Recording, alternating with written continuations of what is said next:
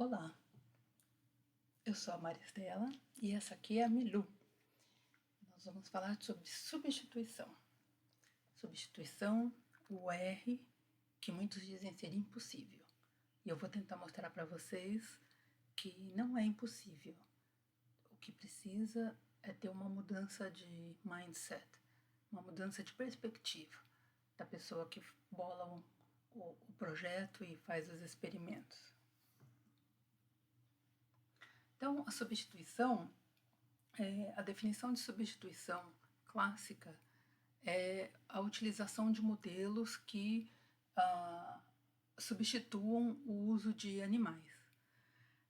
A substituição pode ser completa ou parcial. Na substituição completa, não tem nenhum tipo de envolvimento de animal, né? Então, são ensaios in vitro, simulações in sílico e uso de tecidos, ou de pacientes, tecidos de pacientes, né? Ou humanos ou animais, mas são biópsias, são coletas amostras de sangue, amostras de saliva, ou tecidos retirados logo após o óbito.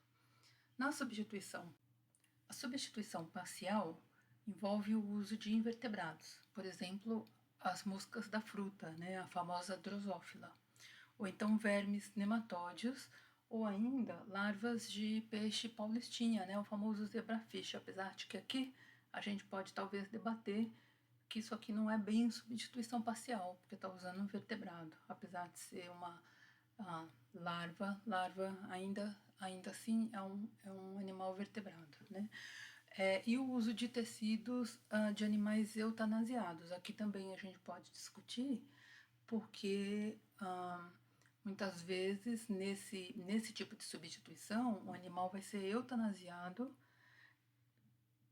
para o experimento. Então, você não faz experimento no animal, mas de qualquer maneira o animal, a vida desse animal vai ser perdida para aquele experimento.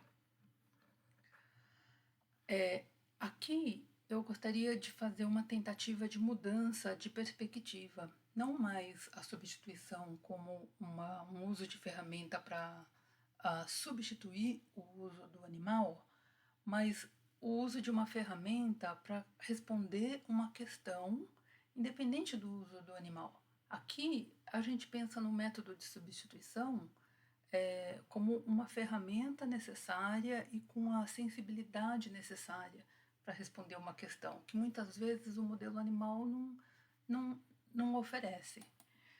Então, eu queria que a gente pensasse em substituição não como uma coisa alternativa.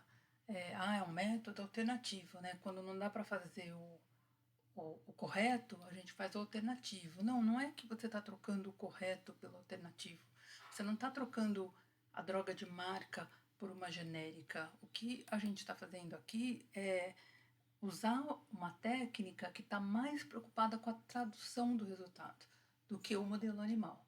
E o que quer dizer tradução? Né? De onde vem o problema da tradução?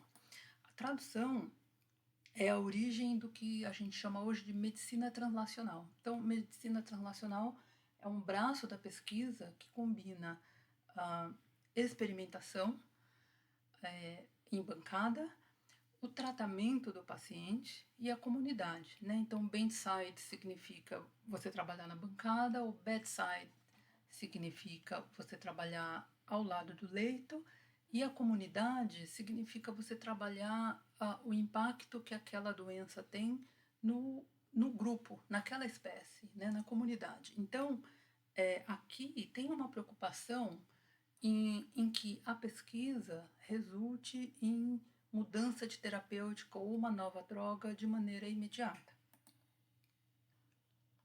Isso pode ser representado aqui. Tudo o que for feito na bancada tem que haver uma aplicabilidade imediata no tratamento desse paciente, ou numa nova terapia, ou numa nova droga, ou numa mudança de protocolo. E a resposta desse paciente a essa mudança ou a evolução da doença tem que ser levada imediatamente para a bancada e modificar o que acontece na bancada. Então, o que acontece na experimentação modifica o que acontece na prática clínica E o que acontece na resposta do paciente modifica o que acontece na experimentação. E daí vem que quando o sujeito está preocupado em fazer um projeto com medicina translacional, ou seja, quando ele está preocupado com um projeto que modifique uma terapia ou que gere uma droga para uso imediato, ele não está preocupado em substituição, ele não está preocupado em usar menos animais na pesquisa. O que ele está preocupado é que os resultados da pesquisa gerem problemas, resolvam problemas imediatos, sem problema de tradução, sem erro de tradução. Então, na hora que esse sujeito é forçado a desenvolver novas técnicas para poder fazer a pesquisa dele sem o erro de tradução, o resultado, o efeito colateral disso é o desenvolvimento de técnicas de pesquisa que substituem animais. Então, a área de pesquisa que mais gera as ferramentas que a gente chama de ferramentas de substituição não são pessoas que estão preocupadas prioritariamente com a substituição em si, mas sim gente que está preocupada com o problema de tradução. E de onde vem o problema de tradução? O problema de tradução vem da existência de um abismo entre o que acontece com o paciente lá no leito no hospital e o que a gente faz na bancada, num laboratório. Os dois lados nem sempre conversam, ou melhor dizendo, quase nunca conversam, né?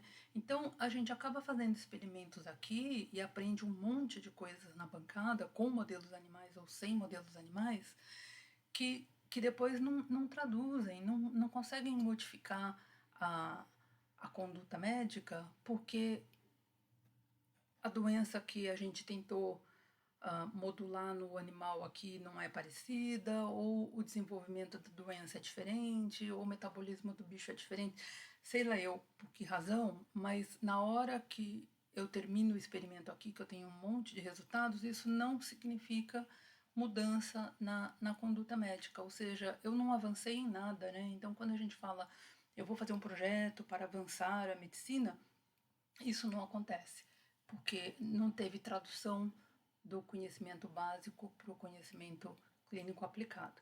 Então, quando a gente pega um projeto, né, eu estou lá sentada na CEUA, chega um projeto, o que é esse projeto? Esse projeto está tentando responder uma pergunta básica de bancada ou esse projeto está tentando responder uma pergunta aplicada lá na beira do leito?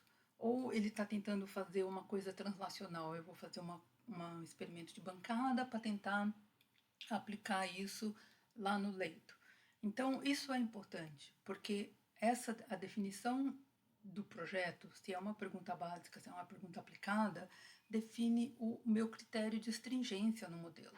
Se eu quero fazer uma mudança aqui na terapia do paciente, ou seja, se eu estou falando de translacional, eu não posso ter erro de tradução. Eu não posso me propor a fazer um modelo animal aqui que não reflete o que acontece aqui no leito. Então, quando você recebe o projeto lá na CEUA, você vai se fazer essa pergunta. Qual é a pergunta que esse projeto vai tentar responder? E daqui eu tenho algumas opções, né? Então, o projeto vai tentar desvendar um mecanismo de funcionamento de uma molécula ou de uma célula. Isso é claramente uma pesquisa básica. E aí, acho que vão ter outras aulas nesse curso que vão discutir qual é a justificativa ética da gente usar um modelo animal quando o que eu estou tentando responder é um mecanismo muito básico. Um mecanismo básico eu consigo responder muitas vezes com experimentos in vitro, com uma linhagem celular transgênica. Eu não preciso de um animal vivo. Ao contrário até, né? O animal vivo atrapalha a minha tentativa de desvendar um mecanismo, porque entram muitas vias, são muitas variáveis e o meu modelo fica sujo. Eu passo a ter muitas variáveis e dificulta a interpretação do meu resultado. Então, na pesquisa básica, quanto mais simples e limpo for o modelo, maior a chance de eu conseguir responder o que eu estou querendo, né? Então aqui a pesquisa com modelo animal fica meio difícil de ser justificada. Uma outra categoria passa a ser o projeto que vai tentar desenvolver um método diagnóstico ou um novo tratamento para uma determinada doença em uma determinada espécie. E aqui é importante que fique claro que é aquela doença X na espécie Y.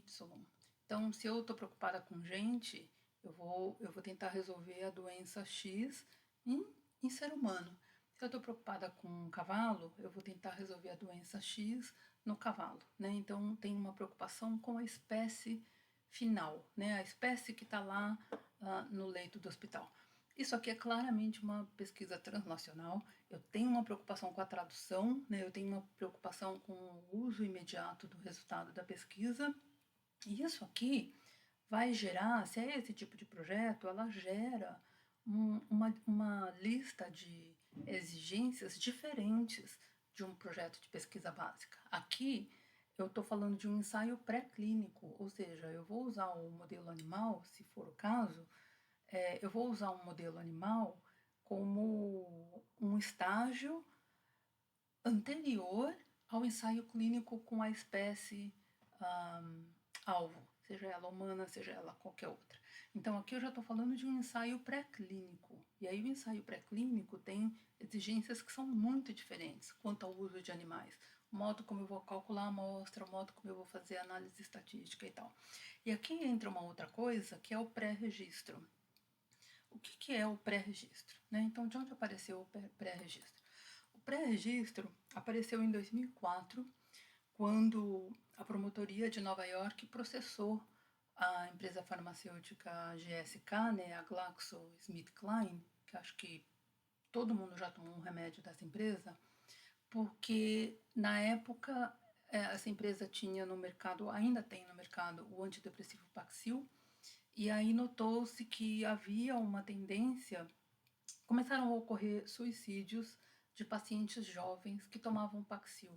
O paciente jovem está deprimido, ele toma o Paxil e na sequência ele se suicida, né? Então tinha começaram a observar esse aumento de suicídio nesses pacientes.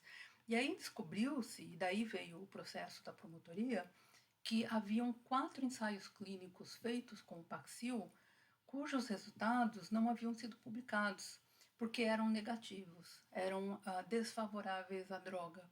Não só mostravam que o Paxil não ajudava a resolução da depressão em pacientes jovens, como já tinha aparecido nesse ensaio clínico essa maior incidência de suicídio. E aí isso não foi publicado. Então, daí saiu esse processo. Bom, a promotoria de Nova York ganhou, e a partir daí, o Comitê Internacional de Editores de Revista Médica passou a exigir que todo ensaio clínico fosse pré-registrado, ou seja, antes que o ensaio comece, tem que ter um registro público de quantos pacientes, qual é o objetivo, como que eles vão ser tratados, quais os parâmetros que vão ser coletados, quais os exames que vão ser feitos, qual que é o ponto final, tudo. Todo o desenho experimental desse projeto fica registrado num banco de dados clínico. E isso faz com que isso gera uma exigência pública e da comunidade científica, da comunidade não científica. Todo mundo agora passa a saber que esse ensaio está sendo feito. E tem gente que está de olho. Então a empresa que está fazendo o ensaio passa a ser obrigada a registrar o resultado, seja ele negativo, seja ele adverso, seja ele qual for. Então daí saiu o pré-registro. Então o pré-registro entra lá a hipótese, o plano de coleta de dados, as variáveis, o modelo estatístico, os critérios de inferência, isso tudo fica num banco público. Isso para ensaio clínico. Mais recentemente, o Center for Open Science começou a fazer uma pressão, tem atuado para que os ensaios pré-clínicos, ou seja, quando eu falo pré-clínico, eu estou falando necessariamente no modelo experimental animal, que o ensaio pré-clínico, ou seja, qualquer estudo envolvendo animal vivo, seja pré-registrado.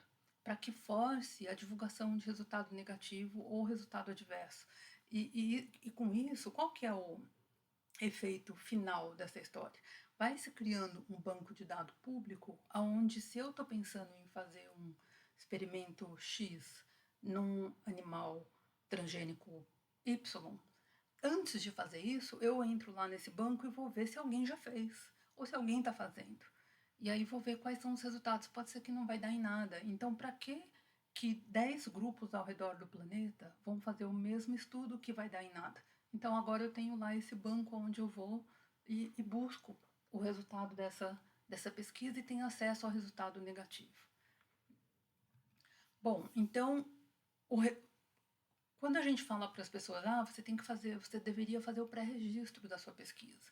O pessoal fala assim, mas para que serve? Qual que é a minha vantagem? Eu vou contar minha ideia para todo mundo?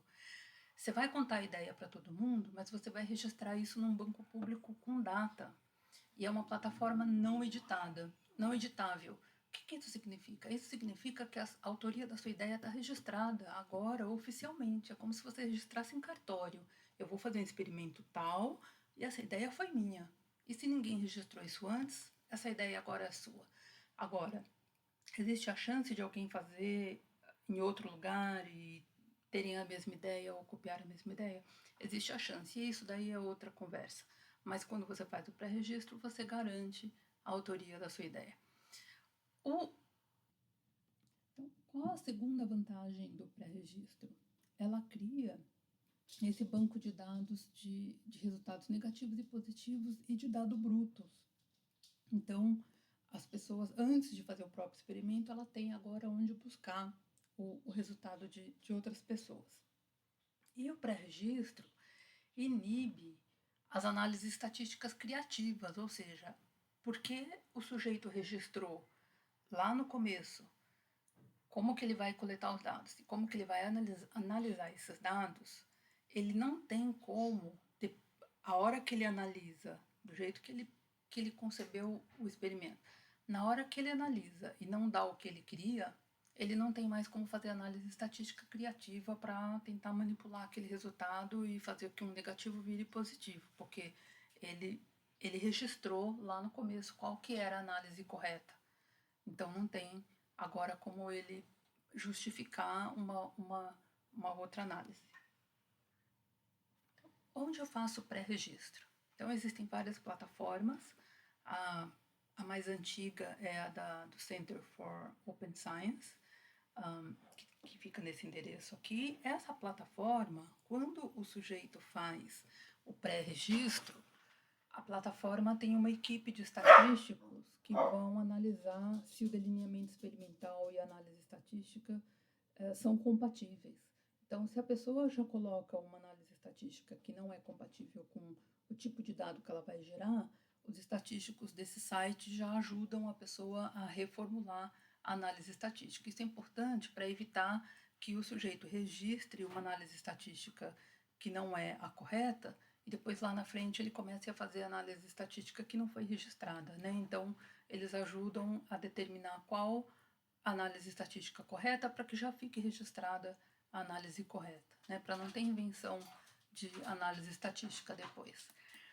Uma outra possibilidade, dependendo do tipo de estudo, é fazer o pré-registro na PLOS, né, que existem, é uma plataforma com várias revistas, que vocês já devem conhecer algumas, a PLOS One, PLOS Medicine. Então você faz o pré-registro direto no site da revista. E outra opção é da Universidade da Pensilvânia, onde você chama As Predicted, você faz o pré-registro nesse site. Todos esses 3 sites são não editáveis, ou seja, uma vez que o pré-registro é finalizado, ele é datado e ninguém mais consegue alterar o que está escrito lá.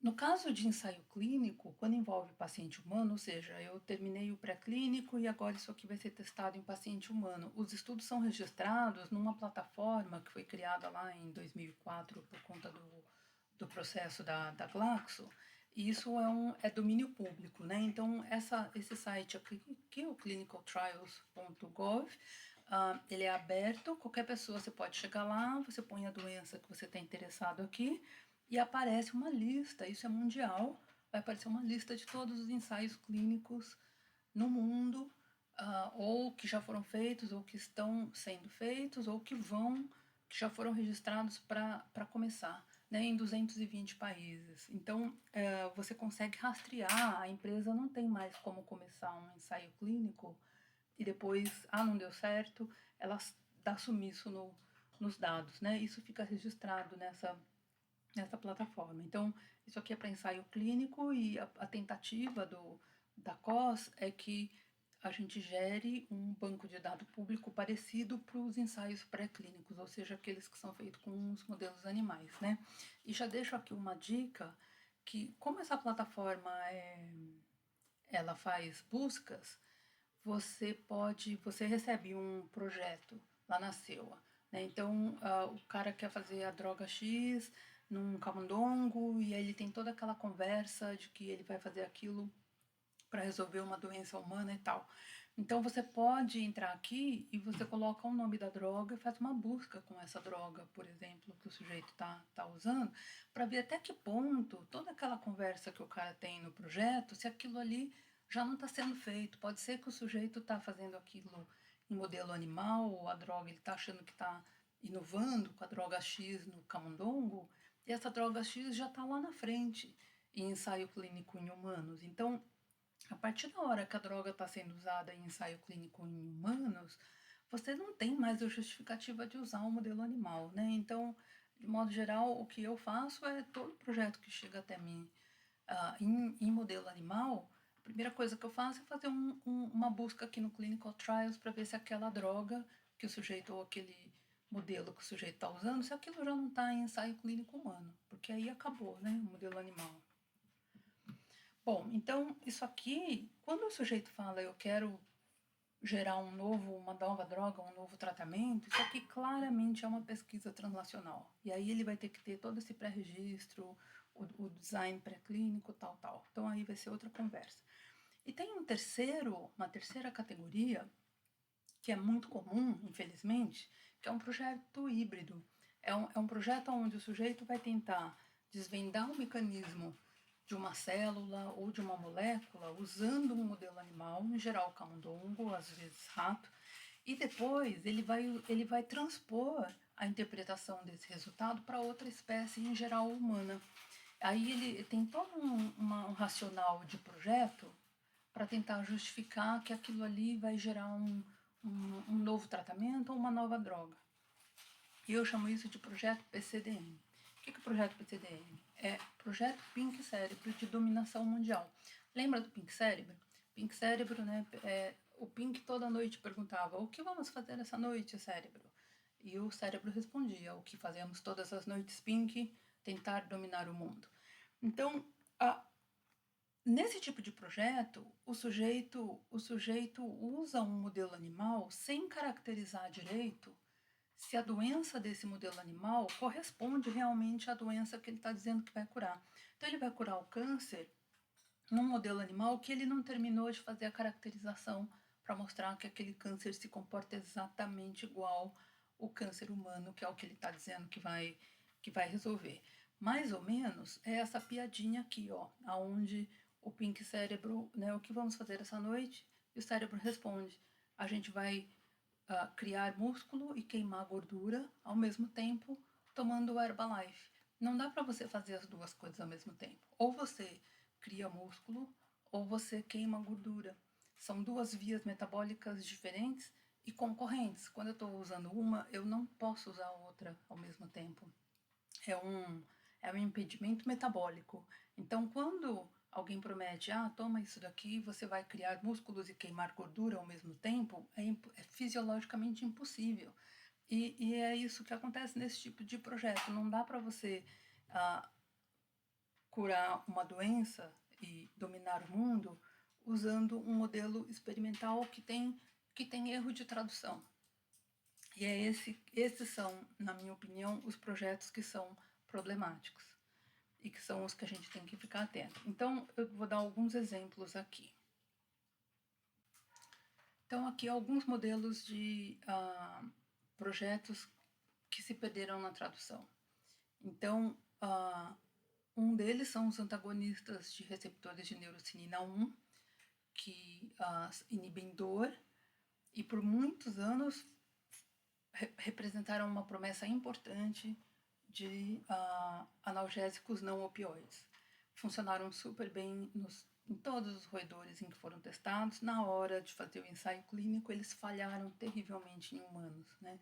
Uma revisão de 2021 chamou isso de um dos fracassos mais devastadores na tradução farmacêutica. Por, por conta do número de anos e a quantidade de dinheiro que se investiu nos ensaios pré-clínicos com roedores, que depois não traduziram. E a razão da não tradução é porque o receptor é o mesmo, a sequência de aminoácidos é a mesma, eles estão na mesma célula e são idênticos, só que o que está embaixo deles não é igual. Então, na hora que você engata esse receptor, num humano e num roedor, o resultado, a sinalização que esse receptor faz é diferente entre as espécies. E isso podia ter sido determinada in vitro, lá no começo, com uma linhagem celular humana e uma linhagem celular de roedor. Outro fracasso fenomenal, sepse. Sepse é a doença que mais mata no mundo inteiro. Ela atinge... No Brasil a gente não tem números, mas nos Estados Unidos ela atinge 750 mil pacientes por ano.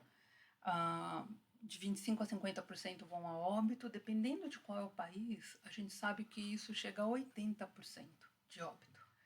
É a causa número 1 de morte na UTI, quando a gente ouve alguém falar, fulano morreu de falência múltipla de órgãos. Falência múltipla de órgãos é um dos estágios finais da sepse.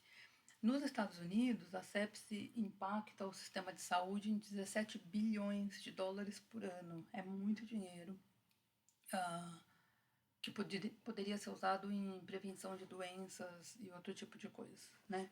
Bom, então, o que acontece com a sepse? A gente não tem um bom tratamento para ela ainda. É uma das doenças mais antigas que se tem notícia. Cerca de 150 drogas revertem sepse em roedores. E nenhuma delas funcionou em ensaio clínico humano. Então, acho que a Bianca já deve ter falado, ou vai falar ainda, né, dos modelos de sepse em roedores e da falência desses modelos. E apesar da gente ter esse número absurdo de drogas que não traduziram, as pessoas continuam usando esses modelos para pesquisar sepse. E a gente continua não conseguindo resolver sepse em humano. Resolve super bem em roedor, mas em humano não. Outro exemplo interessante é esse aqui, ó. Esclerose lateral amiotrófica. Os ensaios clínicos, as drogas que funcionaram em ensaio pré-clínico, ou seja, em um modelo animal, em camundongo, olha aqui, tem droga que aumenta a sobrevivência do animal em 35%. Isso é bem relevante para essa doença. Só que essas drogas, quando foram fazer ensaio clínico, nenhuma delas funcionou. E aí, olha só, um instituto que... acho que tem um nome aqui em algum lugar, mas enfim, vocês conseguem nessa referência. Esse instituto é um instituto privado, ele pegou todos esses ensaios clínicos e repetiu. Só que agora ele repetiu nos camundongos colocando um grau de exigência na caracterização do modelo antes que fosse feito o ensaio clínico, que foi mais exigente do que, em geral, as pessoas fazem. E aí, olha o que aconteceu. Todas essas drogas que pareciam promissoras nos camundongos e que falharam nos ensaios clínicos, quando elas foram usadas novamente no ensaio pré-clínico com camundongo, só que um ensaio feito de maneira mais exigente, elas falharam também. Então, elas falharam no modelo animal.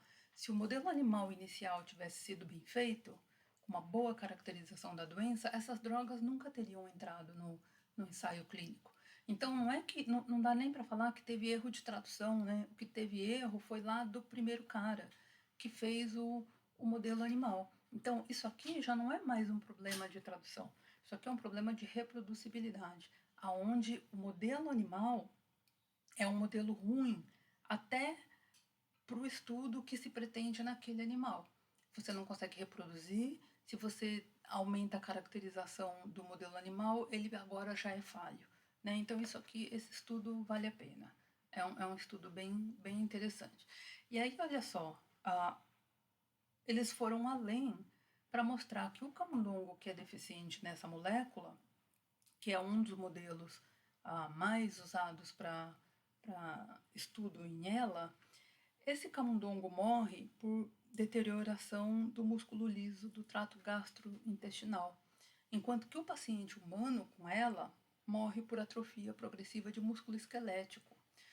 Músculo liso é completamente diferente de músculo esquelético, são duas entidades à parte.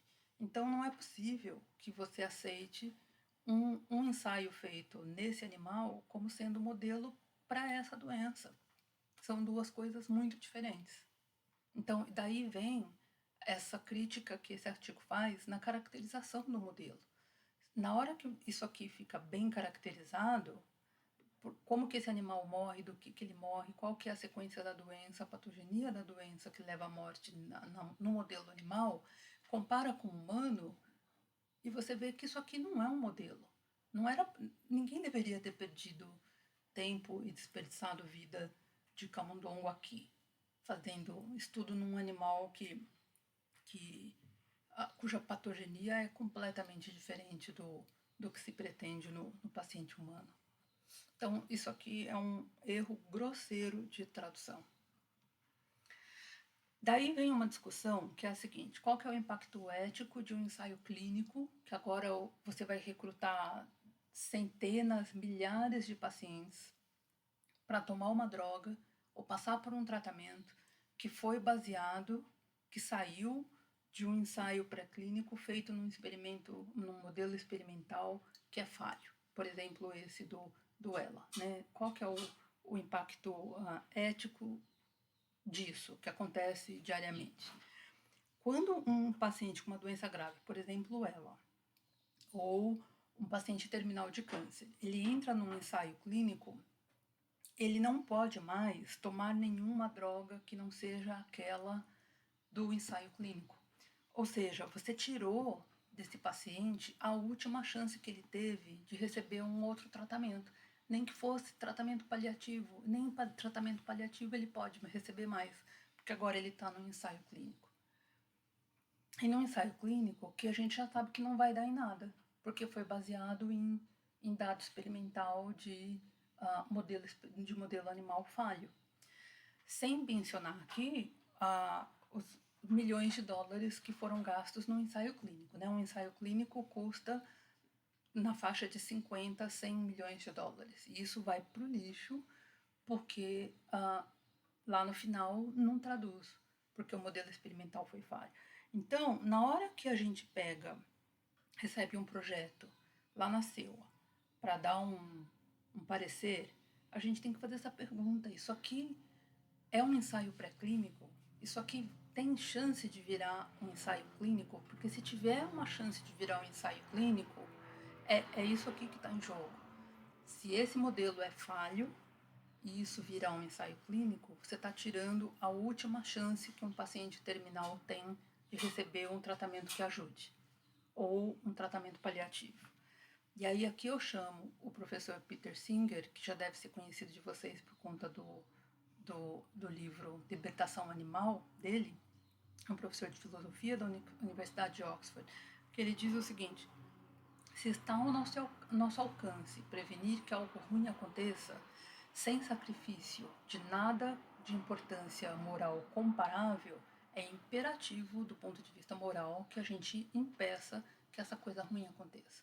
Então, aqui no caso, se você é a pessoa dando a licença para um modelo experimental, para um ensaio pré-clínico que não foi bem caracterizado, isso pode lá na frente virar um ensaio clínico falho. E você tira a última chance do paciente. De certa maneira, você está sendo corresponsável por aquele paciente que não recebe tratamento lá na frente. Então, se você já sabe que isso que é uma coisa ruim que potencialmente vai acontecer por um modelo animal falho, é imperativo você dizer que não. que isso não pode ser feito. O camundongo não é um ser humano em miniatura com um advogado ruim. O ser humano é completamente diferente de um camundongo metabolicamente. Isso é importante e tem muito dado em literatura para basear isso. Então, aqui não é o lugar para a gente dissecar todas essas evidências, eu vou colocar algumas, que é um ponto de partida, para vocês buscarem mais referências. Então, esse trabalho aqui, de 2005, é muito interessante porque esse sujeito trabalha com envelhecimento. E nesse artigo ele faz uma autocrítica dos experimentos que ele já fez com o modelo animal. E isso é muito raro.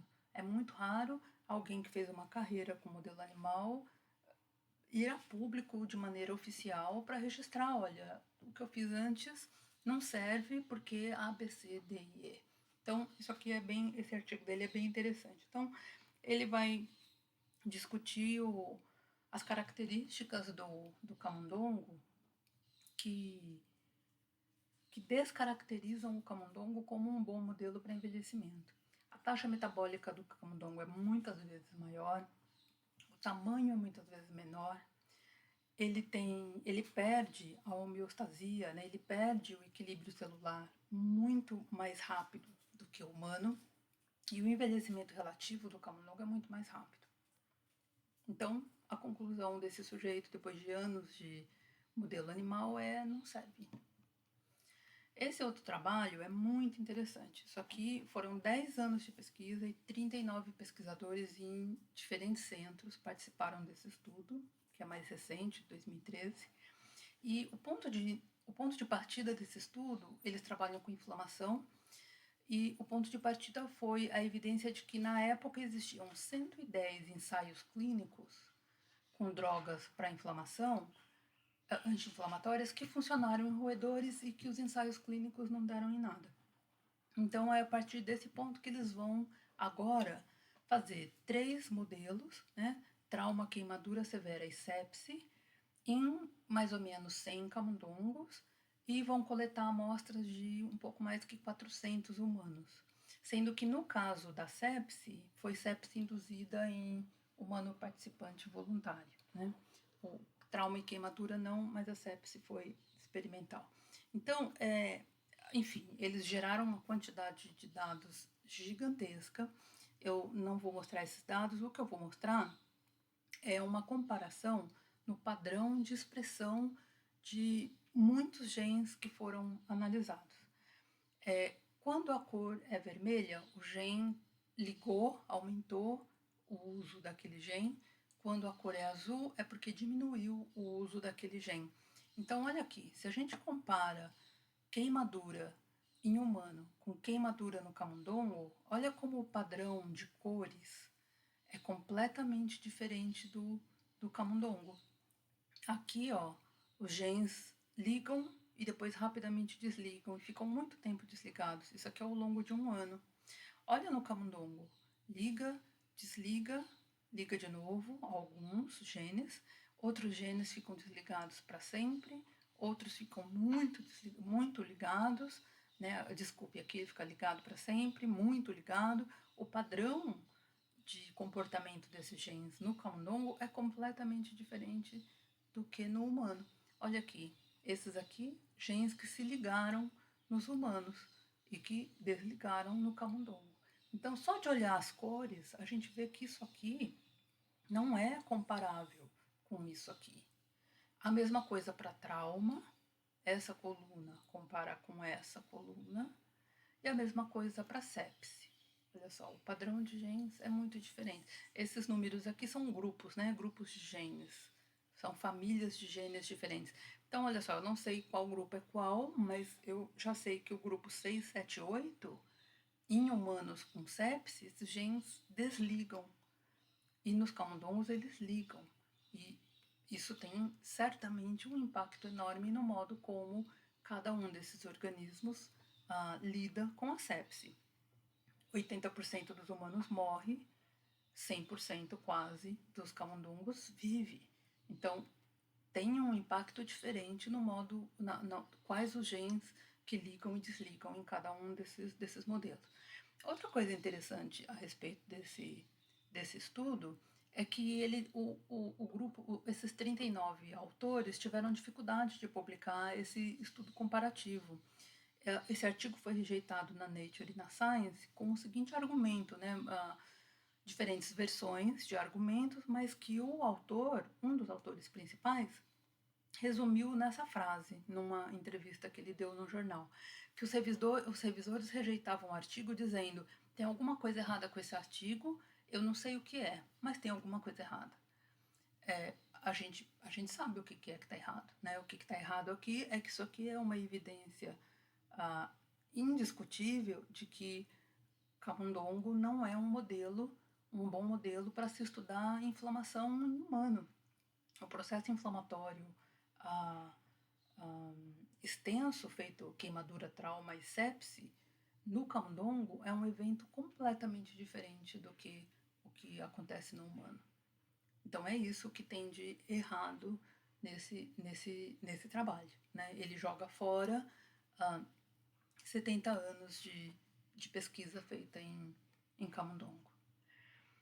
Um outro exemplo vem do meu grupo, é da mesma época, é um estudo muito, muito, muito mais modesto do que esse de 2013.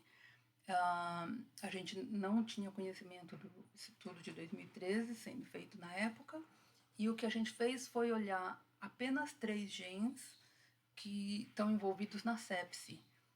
Isso não teve experimentação animal, foi feito minerando dados e analisando a estrutura desses genes.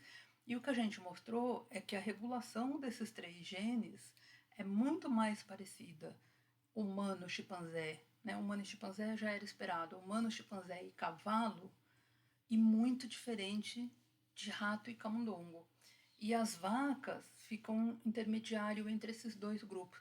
E isso é interessante porque na clínica a gente sabe que o humano, os primatas e os cavalos são muito sensíveis à sepse. Eles morrem, a mortalidade de sepse é muito alta nessas espécies.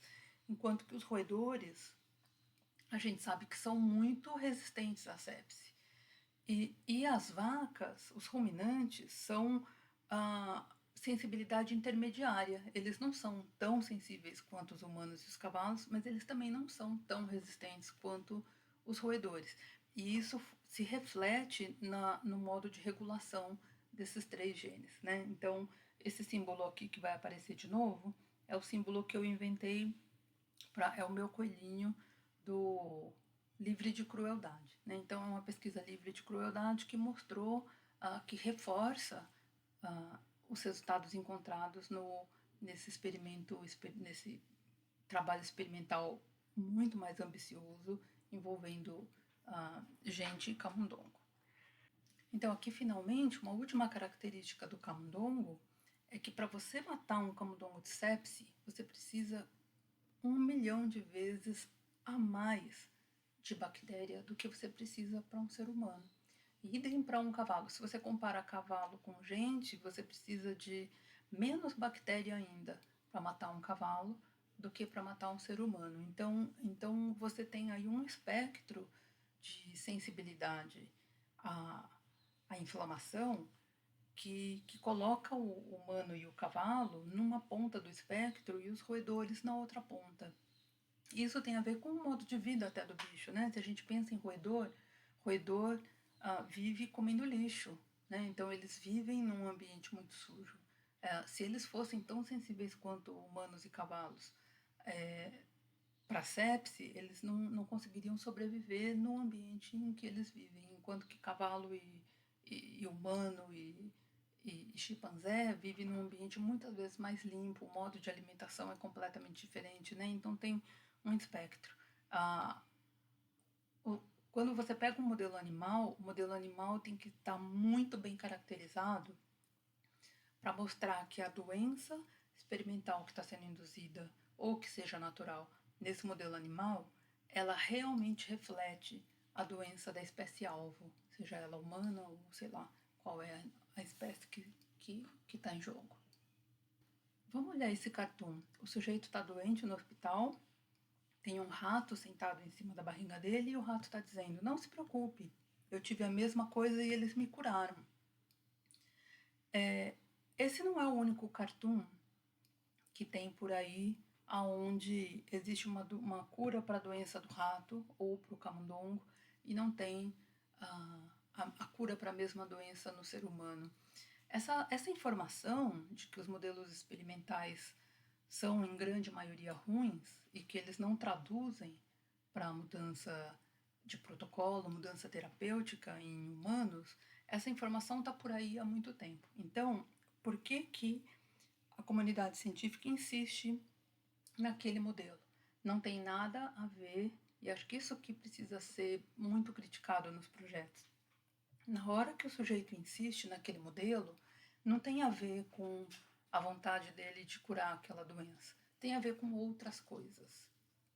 E acho que isso é o que precisa ser discutido. Essas outras coisas justificam o sofrimento animal que ele vai infligir, não tendo essa tradução e sabendo que não tem essa tradução. Como é que fica o aspecto ético daquilo que o cara está fazendo?